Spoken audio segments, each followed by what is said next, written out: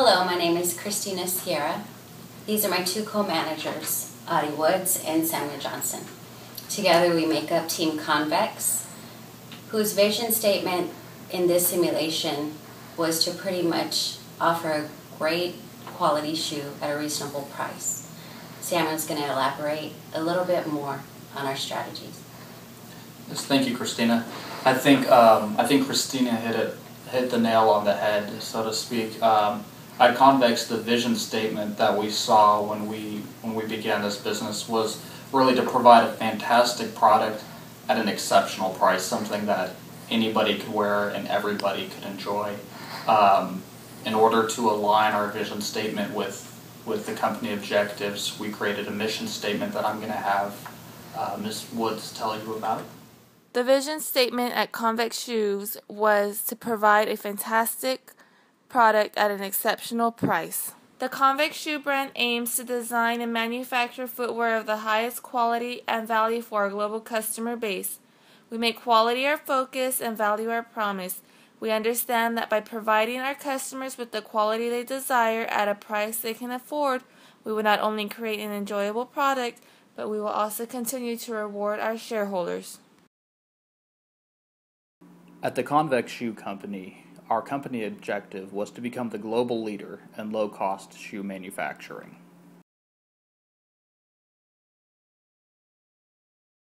The business strategy we had at Convex was global low-cost leadership.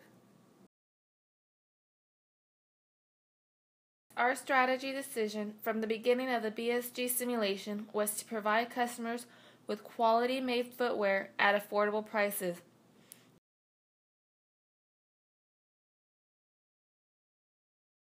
Throughout the last 2 years, we have adjusted our branded and internet segment prices to attract retailers and boost revenues. Some of the strengths we had at Convex were image rating, consistent market share, strong net revenue, and global unit sales. We really pride ourselves with the exceptional level of corporate citizenship we achieved and with the way we were able to attain a consistent market share. There were years we were faced with slim margins throughout the decision rounds, but were able to pull through and were constantly at or near the top in total products sold. This also helped with our global unit sales. We had a strong performance in branded sales and a steady increase in internet sales. Convex puts its shoes on a lot of feet. Here at Convex, we struggled with a few things: low return on equity, stock price volatility, retail outlets, and low earnings per share. We made some poor decisions as managers, which resulted in a very low return on equity. We also found it difficult to generate income through stock offerings, which in return it made it a struggle to maintain a stock price. With the retail outlets, our decision to offer our shoes at such a low price on the internet made it infeasible for retailers to carry our shoes in stores, as they could not beat the online price. And because we had low profits as an investor viewpoint, it resulted in a very low earnings per share. Had we had more time, there were some opportunities that could have been options for Convex. One of the options is plant expansion. We feel that by opening a new plant in Latin America, we could have had a better performance in the region. Another opportunity that is there is branching out to the private label. We dipped our toes in the private label market in the beginning of the simulation, but found out real quick how difficult it was to maintain such a low wholesale price and also stay profitable. The last opportunity we can take advantage of is the internet sales. So far, the web has provided Convex with consistent growth figures and will continue to do so. We can increase our market share by providing additional models and offer free shipping. Convex also struggles with some threats: private label production from competitors, low-cost competitors, reduced availability of models, and slower time to market. We had some difficulties competing with such low prices in a heavily saturated industry. There were some of our competitors that were able to manufacture similar products at a lesser price than us. Another thing is there were too few options in retail support for our loyal customers. We also struggled with the time to market. With shipping too quickly, we found cost of goods sold were increased, which in hand meant lower profits. We also found ourselves forced to sell outdated products at steep discounts, thus threatening our image rating.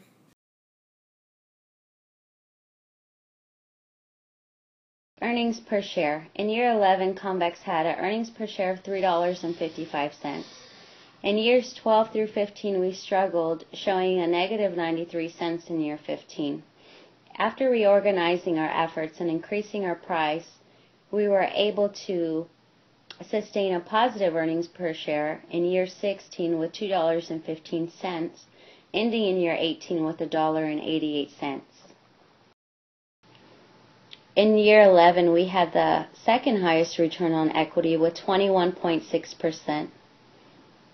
As you can see the correlation with earnings per share, in years 12 through 15 we experienced a decline. In year 15 we had a negative 4.5% return on equity. This was in part due to our prices being too low and our expenses being too high. After lowering our cost of goods sold, which was substantial compared to competitors, in year 16 we had a positive 10% return on equity, ending in year 18 with an 8.9% return on equity.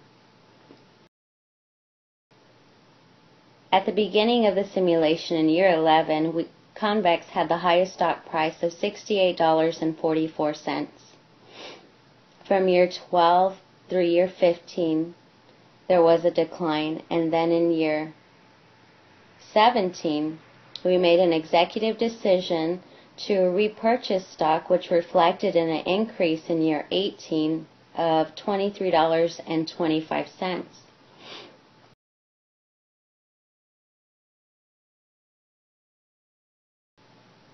This was an area that we struggled in.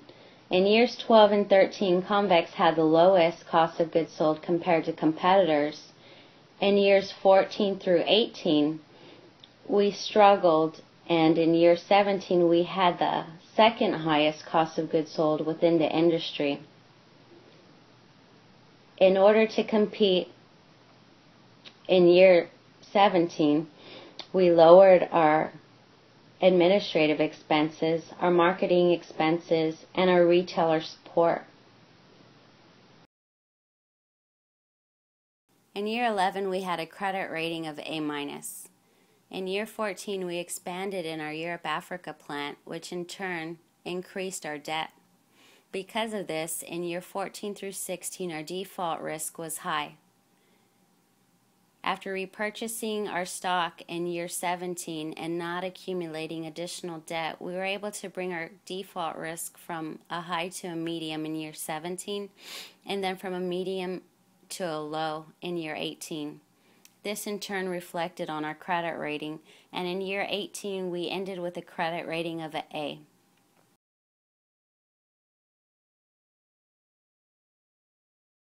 From the start, we felt that as a great brand, it was important for us to give back to our society. We invested in workforce diversity programs for all employees throughout the simulation rounds. We also used green materials to manufacture our product. In year 14, we were runners-up for the Gold Star Award, which we achieved in years 15 and 16. In year 18, we invested $100,000 per distribution center for energy efficiency initiatives. And in year 18, we finished with an image rating of a 70.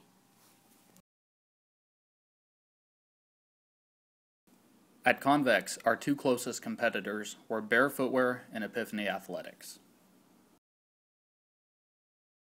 Bear Footwear was a team that we chose to monitor very closely throughout the simulation process.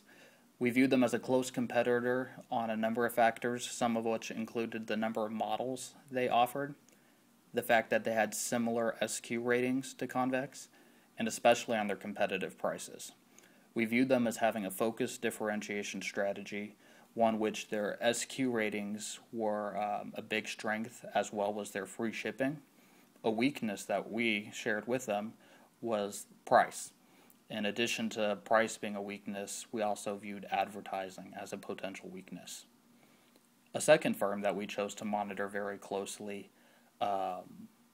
was Team E, Epiphany Athletics. They also offered a similar price to Convex throughout the decision round.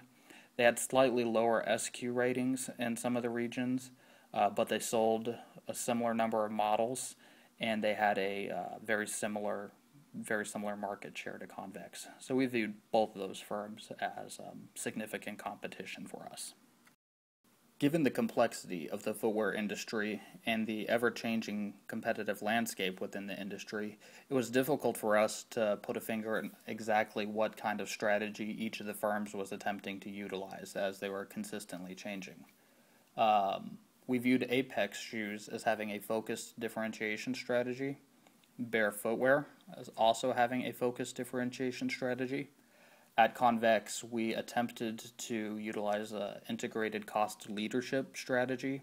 We viewed the Dynamos as having focused differentiation, Epiphany Athletics as having an integrated cost leadership. We viewed Falco as having a focused differentiation strategy, and the Great Shoe Company as a cost leadership strategy. One of the really neat things I thought about the business strategy game was the fact that you could really see the different strengths and weaknesses developing not only in your own firm, but in the firms that you were competing against. Apex Shoes, for example, won the Gold Star a couple times, and that was a big strength of theirs. One of their weaknesses was their credit rating, and we found this to be a similar struggle as we focused a lot on corporate social responsibility. It seemed to always have some effect on our credit rating. Bear Footwear, which we talked about, they did a really good job signing a lot of really good celebrities, but they didn't do as good of a job in the advertising department. The Dynamos had an excellent credit rating for the majority of the rounds, but they struggled on their image rating. So it's interesting to see how those things could almost be inverse of each other. Epiphany Athletics, strong EPS, low image rating, so having a similar correlation there. Falco, fantastic retailer support, but a very low return on equity. And then the Great Shoe Company, who, as we all know, sold a lot of shoes, but they did have a complete lack of corporate social responsibility, and they even suggested that firms participate in collusion. So each one of us has a strength and a weakness, and at the end of the day, it comes down to the managers to attempt to manipulate those to their advantage, or to to make it work the opposite way. From the very start at Convex, we wanted to be a firm that was known for our social responsibility. We're proud to say that we did achieve at least 2 Gold Star awards and came in second in another year. So this played a big role, needless to say, in our decision-making process as we invested in Six Sigma and similar programs. In addition to that, we also increased wages and incentives throughout the rounds. Not only did this help us with our productivity, but it also helped reduce the number of rejects. As we didn't have as large of plants as some of the other companies, this was definitely something that assisted us in keeping at least our very slim margins. We focused on achieving the high SQ rating. We invested in that. In some cases early in the game, in some cases we invested too late. Having the chance to do that again, we would have invested in those plant upgrades early on. Sticking to the strategy was something we were constantly reminding ourselves of, but we were also faced with a very competitive industry with a ever-changing competitive landscape. We also made the decision to invest in a production facility, and this was in part because we wanted to be able to produce more pairs so that we could hopefully get into the private label game. But that ended up not happening for us, and that's another thing that maybe we would have liked to have done differently. Choosing a strategy was simple. Sticking to it was the difficult part. implementing our strategy, we were forced with a lot of tough decisions throughout the years. We had very slim margins and a lot of times, very, very little capital to work with outside of taking large loans. So implementing some of the things like additional factories in Latin America weren't as viable as an option, we felt at the time. As prices in the industry plummeted, we faced even slimmer margins, and we were forced to modify our strategy more than we would have liked to from the beginning. Well, we certainly thank you guys for being here today to listen to our presentation. At the end of the final decision round, Team Convex ended up with a score of 62, which we were very proud of, given that at one point it had fallen down into the low 40s, low 40s, 50s. So we were able to turn it around, having reworked some of our decisions. Probably the biggest challenge that we faced was we wanted to provide this super exceptional product at this really great price. And what that ended up meaning for us is that we had very thin margins.